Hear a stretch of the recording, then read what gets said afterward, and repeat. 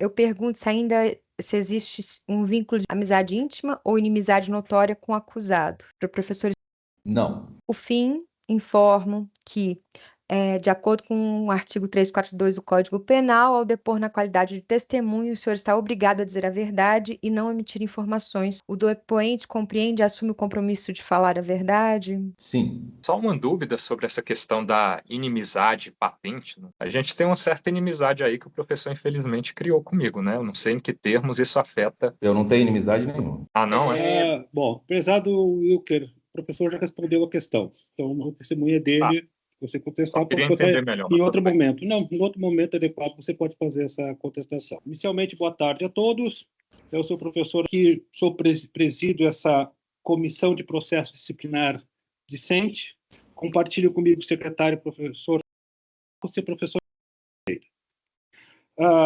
Essa comissão tem por objeto, né, justamente apurar o sucedido, né, de acusação que foi, digamos, formulada pela sindicância que precedeu esse procedimento administrativo.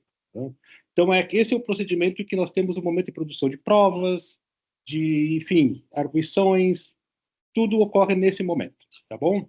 A partir desse instante. Inicialmente, eu vou, antes de dar a palavra, né, à primeira testemunha, o acusado, Wilker Leão de Sá, fez duas questões com relação, primeiro, ao seu pedido de mais duas testemunhas, e depois com relação ao que o Wilker me recorda, por favor? A reinquirição da testemunha na minha condição de autorrepresentação, aqui Perfeito. conforme a norma administrativa que trata da matéria me garante, e mais uma que eu havia esquecido, que é a primeira, inclusive, concernente ao primeiro questionamento lá atrás ainda, sobre a discussão da legalidade do processo devido à falta de notificação no momento adequado. Aí eu também queria que o senhor esclarecesse, se possível, se isso não pode, no âmbito administrativo ainda, ser encaminhado para análise da Procuradoria Federal, porque seria o órgão competente para, nesse momento, fazer essa avaliação. Não cabe a nós, aqui, que fazemos parte do mérito da coisa, discutir a forma dela, no meu entender. Aí eu queria que o senhor, se possível, reavaliasse isso também. Eu encaminhei para você um documento esclarecendo como é que se deu o procedimento e como nós chegamos até aqui. Dentro dele mesmo. Exatamente. Naquele documento, o que isso coloca? Existe uma sindicância que é feita para avaliar os fatos, que não existe uma acusação. O resultado dessa sindicância é que determinou, digamos, a sua acusação, no sentido de que você, para avaliar se você efetivamente praticou esses atos, se esses atos têm alguma consequência em termos legais. Na verdade, o procedimento de contraditório e outra defesa começa agora. Você foi devidamente sim intimado no dia 27 de dezembro, né? Ali que começa o processo. A sindicância, ela, inclusive, não tem contraditório, não tem ampla defesa, não tem nada. Com relação à sua representação, nós recebemos sua habeas, você pode se autorrepresentar. Com relação à questão da arguição das testemunhas, né, nós vamos fazer, a comissão vai fazer as primeiras arguições, e depois você fará suas questões direcionadas a mim, que sou o presidente, e eu retransmitirei, então, ao depoente, que é o professor Estevam. Com relação à questão de... não respondi duas questões, depois eu passo a palavra. Com relação à questão da PJU, caminhamento da PJU, naquele documento nós interferimos pelo seguinte aspecto, porque nós entendemos corretamente de que esse procedimento começou agora, né? Não há nenhuma irregularidade com relação a isso. A questão, por exemplo, até como eu te respondi, a sindicância é uma outra coisa. A sindicância, inclusive, ela acabou, ela termina com um relatório, e é graças a esse relatório que nós instituímos essa comissão. E essa comissão é que tem, digamos, o contraditório, para defesa, tanto que você apresentou as testemunhas, nós acatamos e estamos aqui procedendo à audiência delas. É sobre justamente esse momento para notificação, não é nem anterior a isso o nosso problema, digamos assim. Não é em relação ao mérito da ampla defesa e do contraditório ainda, porque antes disso é preciso que haja, nos termos da norma administrativa da UNB mesmo, que rege a matéria, a notificação no momento adequado. E é imediatamente após, esse é o termo jurídico lá do artigo 61 da IN número 01 de 2023 do DAC, que diz que eu tenho que ser imediatamente notificado após a instauração, a designação dos senhores que constituem a comissão do processo disciplinar discente. Não é sobre uma questão de, não se produziu nada ainda, porque inclusive já se produziram várias provas que eu não pude acompanhar para exercer o contraditório já dentro do processo mesmo, porque esse processo é instruído por um outro administrativo que que inclusive ensejou a minha suspensão aí na matéria do nosso caríssimo professor Estevam, de História da África, né?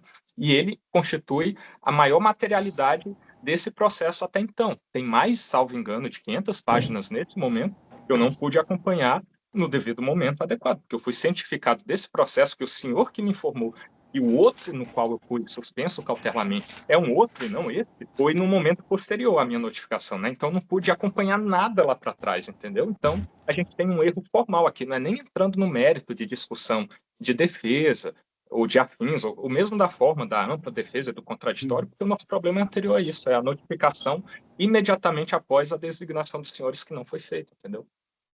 Mas é que eu vou discordar de você, porque foi feito. No momento em que eu fui designado como presidente, né, juntamente com a professora Tati, o professor Flávio, fizemos a primeira reunião dessa comissão, que ela foi formada justamente para realizar esse procedimento disciplinar. Nós imediatamente fizemos a primeira reunião e logo depois encaminhamos, você foi intimado logo na sequência. Então, quando não esse foi procedimento... 1º de novembro, não? Não, primeiro, isso que eu te falei. 2 procedimentos. Um é uma sindicância. Vamos relembrar as velhas aulas de direito administrativo. Sindicância é uma comissão para verificar fatos, sem responsabilidade de pessoal ainda. Se verifica o fato e se chega à conclusão de que houve, digamos, um indício suposto de delito e responsabilidade. O relatório conclui por isso e determina que se constitui uma comissão processante disciplinar, que somos nós. E aí, então, essa comissão se constitui e aí, de fato, começa o processo. Aí foi quando você foi notificado. A sindicância, ela não é um procedimento disciplinar propriamente dito. Ela é um procedimento preparatório. Inclusive, ela poderia concluir que não houve nada. Isso não é o caso. E, portanto, não tem que fazer comissão nenhuma. Professor, desculpe interromper o senhor, mas é só para deixar claro que não tem a ver com a sindicância. A sindicância ela é muito anterior a essa data de 1º de novembro, inclusive. A notificação prévia que o senhor me encaminhou mesmo, está registrada aí nos autos, informa que o processo disciplinar discente teve origem a partir do momento de 1º de novembro ali. Então, com a instauração dele, já foi instaurada e designada a comissão também, e eu tenho que ser notificado imediatamente. Essa é a questão formal que, para mim, caberia à Procuradoria Federal junto ao UNB, que é o órgão competente para fazer essas avaliações jurídicas no âmbito da administração pública Universidade de Brasília, fazer essa avaliação. Deixa... Professor... Posso só pegar a palavra rapidinho? Deixa eu só esclarecer o Wilker aqui. Wilker, boa tarde. Sou Flávio Dal, tá? Eu tenho, vamos assim dizer, uma certa experiência em processos administrativos disciplinares e o rito, ele segue uma cartilha que a gente chama é uma norma técnica da CGU, tá? Então, como funciona isso dentro da instrução normativa, até mesmo da UNB? Tá? Para título de exemplo, nós instauramos, tá, esse PAD, ele é considerado PAD inicializado, tá, quando a gente faz a instalação do PAD. Se você olhar lá nos autos, tem uma ata de instalação. A nomeação da comissão, ela se deu no dia 1º de novembro, onde se é elencado os possíveis membros. Nós tivemos 3 membros, que realmente chegou um processo de 400 páginas, que já estava rolando em outro canal, e nós tínhamos que ler e acompanhar. Então, só para deixar claro, eu acho que, tipo assim, no meu entender, pela minha experiência, certo? E pelo que rege a cartilha da CGU, eu não sou formado em Direito, mas eu tenho treinamento da CGU que a gente é obrigado a fazer, tá certo? Nós estamos dentro do prazo regulamentar, foram 5 horas. Imediatamente, acho que dentro do jurídico, né, no mesmo dia, você foi informado pela comissão. A comissão passa a valer ali. Tanto que o nosso ato, certo? Ele consta, né, a partir dali que a gente tem atribuição para trabalhar. Sem a instalação dela, a gente não pode trabalhar. Então, a instalação foi feita no dia 27 e tudo foi notificado no dia 27. Então, eu acredito que pela comissão, ok. Agora, se tem outras coisas, esse outro processo que até a gente não sabia, certo? Nós ficamos sabendo, né, depois das informações, aí tem que consultar a quem gerou e não a gente nesse ponto, tá? Teria que verificar, você faz uma solicitação à reitoria e tudo mais para avançar nesse prazo, você entende? Por isso que a gente tomou esse cuidado até mesmo nesse prazo dilatado. Era só isso, presidente, era só para explicar esse detalhezinho técnico. Não, perfeito, muito bem explicado. Eu pergunto ao acusado, ficou claro alguma questão mais? Não, ficou claro que esse é o posicionamento de vocês, mas eu gostaria de reiterar a minha discordância novamente. Respeito completamente a decisão dos senhores de não encaminhar, se acharem que não é o caso mesmo. Porém, eu reitero meu pedido para que, se possível, se julgarem plausível, encaminharem para a Procuradoria Federal, que eu acho que é o órgão mais competente para fazer essa avaliação, porque se não for feito isso, eu discutirei judicialmente no futuro também, e aproveito para deixar o registro aqui de que eu tentei, no momento oportuno, aqui administrativamente, questionar dentro do próprio processo também, porque eu considero que há um vício jurídico irreparável aqui, que torna esse processo nulo desde sua origem, e todos os atos que a gente vai praticar desde então. Esse é o meu posicionamento, que eu só gostaria de deixar reiterado. Só para complementar, rapidinho, não tem problema nenhum pelo você questionar à vontade, tranquilamente. Não, fica tranquilo, fica registrado. Perfeito. Então, feitos os esclarecimentos iniciais, né, passaremos, então, à arguição da testemunha do professor Estevam Costa Thompson. Fala, Wilker. Só sobre aqueles 2 pontos lá, o senhor vai arrolar aquelas 2 testemunhas? Não, nós vamos responder. E aí o senhor vai abrir o prazo para mim no final para requerir o professor também. Nós vamos, bom, 2 coisas. Com relação às testemunhas, você encaminhou o pedido recentemente, né, nós já apreciamos, mas vamos responder você devidamente por escrito no processo. Segunda questão, com relação à arguição, né, da testemunha de hoje e todas as outras testemunhas, primeiro, a comissão vai arguir e após você terá um momento para arguir a testemunha, direcionando suas questões a mim, que sou o presidente da comissão. Entendido? Sim. Perfeito. Primeiro, eu pergunto se existe um vínculo de parentesco, amizade íntima ou inimizade notória com o acusado. Para o professor. Não. Por fim, informo que, de acordo com o artigo 342 do Código Penal, ao depor na qualidade de testemunho, o senhor está obrigado a dizer a verdade e não emitir informações sob pena de incorrer no crime de falso testemunho. O depoente compreende e assume o compromisso de falar a verdade? Sim. Só uma dúvida sobre essa questão da inimizade patente, não sei se esse foi o termo que você utilizou, mas a gente tem uma certa inimizade aí que o professor, infelizmente, criou comigo, né? Eu não sei em que termos isso afeta. Eu não tenho inimizade nenhuma. Não? Bom, prezado Wilker, o professor já respondeu a questão. Então, a testemunha dele, você contestar em outro momento. Não, em outro momento adequado você pode fazer essa contestação. Bom, então, como presidente, vou encaminhar as questões ao depoente, professor Thompson, perguntando, sobretudo, começando pelas circunstâncias do ocorrido.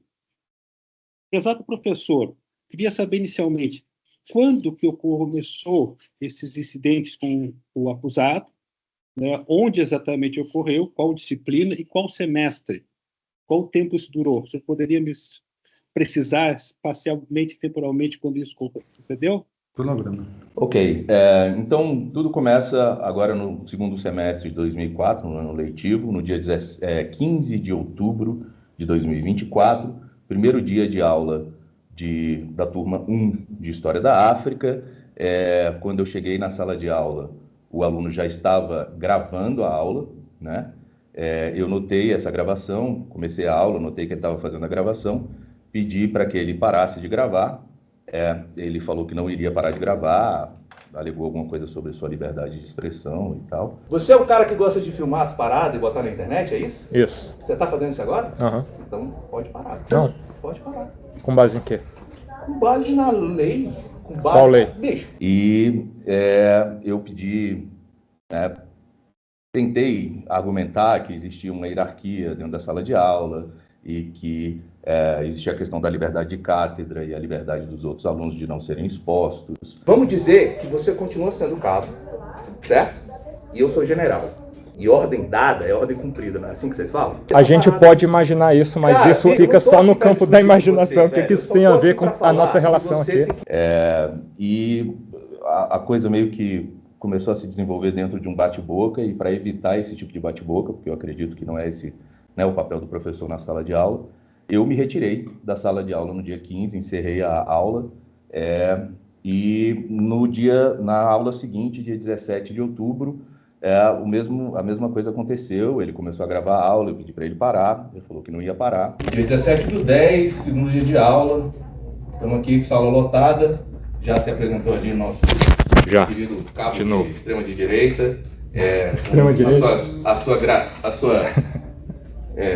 câmera já, a postos para sabotar a nossa sala. Sabotar não, novamente eu venho aqui para acrescentar e contribuir. Que bom que ele vai acrescentar. O senhor vai ver. Valeu. Nada.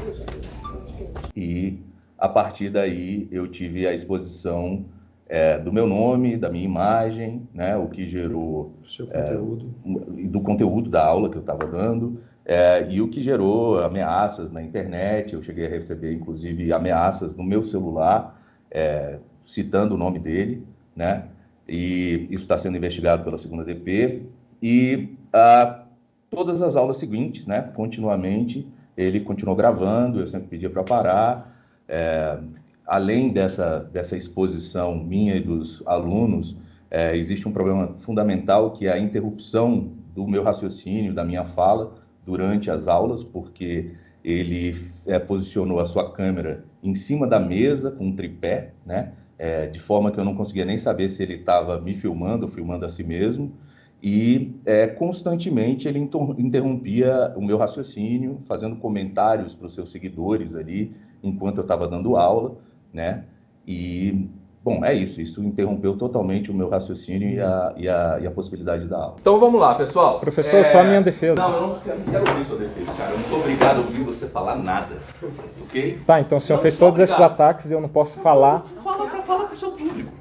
Então, tá vamos bom. lá. Eu vou bem justo isso aí. Mas, com relação ao que o senhor acabou de falar, eu gostaria mais de aprofundar algumas questões. Então, inicialmente, a gravação era de modo, não era oculta, a gravação, desde o princípio, era explícito. Eles gravavam na sala de aula, todo mundo sabia, não havia, digamos, nenhum ocultamento. Não existia. Segunda coisa, o senhor permite gravações de sua sala de aula para efeitos acadêmicos ou não? Olha só, eu nunca tive essa questão de gravação em sala de aula, né? Mas mediante a autorização, isso pode ser feito. Perfeito. E nesse caso, ele começou a gravação sem sua autorização? Não só isso, ele começou a gravação sem autorização, e no segundo dia de aula, no dia 17, eu passei um documento falando que era proibido a publicitação dessas gravações, né? Isso rodou em forma de abaixo-assinado, né? Uma lista para os alunos assinarem, e ele se recusou a assinar. Ele foi o único que não assinou, a não ser os outros alunos que não estavam presentes na turma, né? Vários deles acabaram trancando a matéria com medo dessa exposição. Só para vocês saberem, aquelas pessoas que não assinarem, a gente vai fazer uma lista, eu vou depois assinar, né, fé pública, que essas pessoas tiveram a oportunidade de assinar o documento e escolheram não assinar. Perfeito. Então, após a sua negativa, no sentido de não permitir a gravação de vocês e mais alunos, o acusado seguiu do mesmo modo, não alterou seu comportamento. Seguiu do mesmo modo, gravando e publicando. A despeito da sua negativa. Isso, inclusive do documento que eu pedi para circular, né? Perfeito. Ainda com relação à questão da participação do acusado em sala de aula. Ele participava da sala de aula, como o senhor disse, formulando questões. Queria que o senhor especificasse um pouco esse tipo de questões. Eram questões pertinentes à matéria? Eram questões provocativas? Que tipo exatamente de questão que, como o senhor disse, ele desconcentrava na sala de aula? Olha só, foram dois casos principais. Primeiro, não eram só questões que eram feitas, ele, na verdade, fazia comentários sobre o que eu estava falando, às vezes desmentindo o que eu estava falando, né? E tentando provocar algum tipo de reação, né? E como eu também acabei demonstrando, ele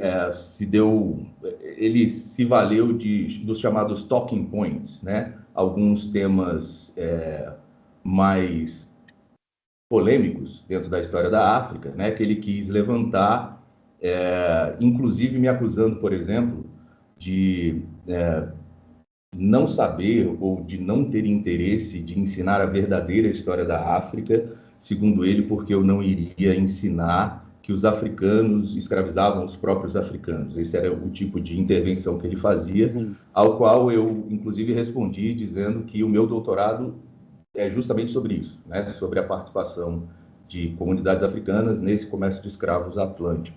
Então, não fazia nenhum sentido esse tipo de acusação. Ele também me acusou de não ensinar a verdadeira história da África e de ser doutrinador, porque eu não iria ensinar sobre a história dos brancos que foram escravizados na África. Não explicou muito bem o que ele queria dizer, mas eu entendi que ele estava falando da escravidão branca no norte da África, né, que é um desses talking points que geralmente são levantados para polemizar o assunto. É claro que eu tenho uma leitura sobre isso, inclusive eu indiquei algumas leituras complementares que ele poderia fazer caso ele tivesse interesse em estudar essa matéria, mas argumentei que eu não teria tempo para discutir todos os tipos de escravidão dentro do continente africano. Nós temos 2 unidades que tratam especificamente disso, uma da escravidão da África, com teses mais gerais sobre o continente, e uma unidade exclusiva sobre o comércio atlântico de escravos, né? Então, me dispus a disponibilizar bibliografia, referências a respeito, mas eu mesmo não iria abordar isso como parte da matéria que eu já tinha preparado, né? E da prerrogativa que eu tenho de dar aula do que é aquilo que eu considero mais importante. Perfeito. As questões que ele fazia, então, não eram pertinentes à sua matéria, porque eram tratadas em outras matérias do curso de História. Em outras matérias, em alguns casos, na verdade, como isso aconteceu no segundo dia de aula, né? Foi isso. Primeiro eu encerrei, no segundo eu entrei e ele tive que ouvir essas acusações que eu não iria ensinar, o que demonstra que ele não deu olhada nem no plano de ensino da matéria, porque, na verdade, esses assuntos fazem parte da matéria, né? Existe uma unidade para se falar sobre história da escravidão na África, inclusive dessa participação africana na escravidão. Então, acho que não havia nem sentido de fazer essa acusação, porque esse ponto específico era parte da matéria. Perfeito. Outra questão ainda, como o senhor soube que o conteúdo da sua aula, as gravações, eram disponibilizadas nas redes sociais? Eu soube quando eu recebi, né, de alunos a informação de que eu tinha sido exposto. Inclusive no primeiro vídeo já, que é sobre a primeira aula que eu entrei na sala, ele expôs meu nome completo, né? E a partir daí foi que eu comecei a receber, através da internet, algumas ameaças no meu e-mail, e essas ameaças culminaram em recebimento de mensagem no meu celular, né? Além disso, teve exposição de dados jurídicos meus. Existe uma questão de tratamento de saúde, né? Eu faço tratamento, e ele expôs esse processo na internet.